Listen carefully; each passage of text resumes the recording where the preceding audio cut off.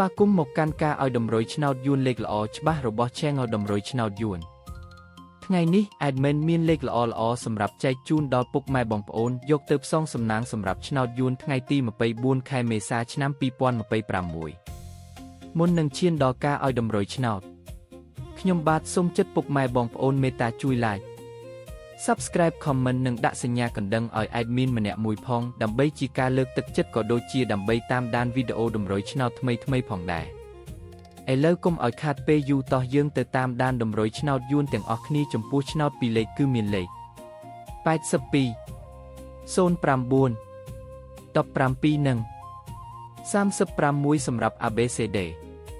សម្រាប់លេខអូសខ្ទង់គឺមាន10អូសនិង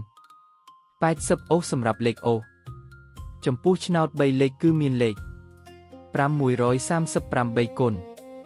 820គុណនិង112គុណ